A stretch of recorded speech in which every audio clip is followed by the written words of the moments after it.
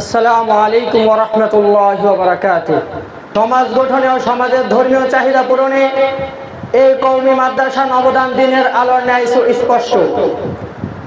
কমজোর চার দেয়ালের এই মাদ্রাসাগুলো থেকে যুগে যুগে কেমন মানুষ সৃষ্টি হয়েছে তা আর বলার অপেক্ষা রাখে না।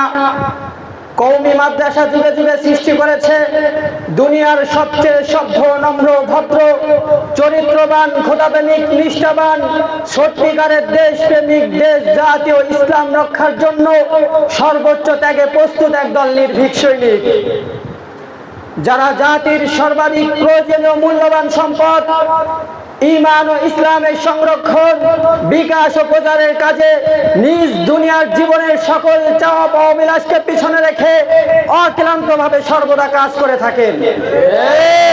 শুধু মুসলিম জাতি নয়, বরং সমগ্র মানব জাতি, এমনকি পশু পাখি, অন্যান্য জীব জন্তুর কল্যাণে তারা কাজ করে যাচ্ছেন।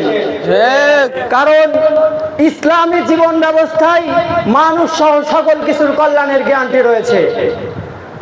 এক কথায় এ সকল প্রতিষ্ঠান থেকে পীর, ওলি, আউলিয়া, মাশায়েখ ও বুজুর্গানে দিন তৈরি হয়ে থাকেন, যাদের সান্নিধ্য লাভ করে হাজারো মানুষ অন্ধকারের জীবন থেকে ফিরে আসে আদর্শ মানুষে পরিণত হয় সৎ চরিত্রবান, নিষ্ঠাবান নাগরিক।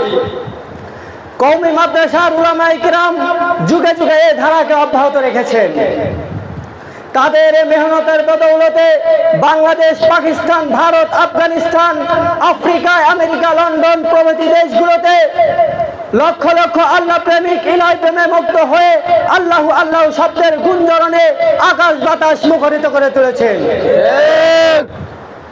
ইসলাম ও মুসলমানদের বিরুদ্ধে যখনই কোনো বাতিল মাথা চাড়া দিয়ে উঠেছে, এ ধার উলামায়ে কিরাম তার বিরুদ্ধে সোচ্চার ভূমিকা পালন করেছেন।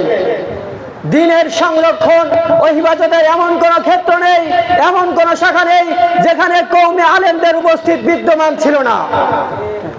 ইসলাম ও মুসলমানদের উপর যেখানে আক্রমণ হয়েছে, সেখানেই সর্বপ্রথম বাঘের ন্যায় বজ্রকঠিন হুঙ্কার দিয়ে দাঁড়িয়েছেন এবং মুসলমানদের দুশমনদের সমস্ত ষড়যন্ত্রের জাল ছিন্ন ভিন্ন করে দিয়েছেন।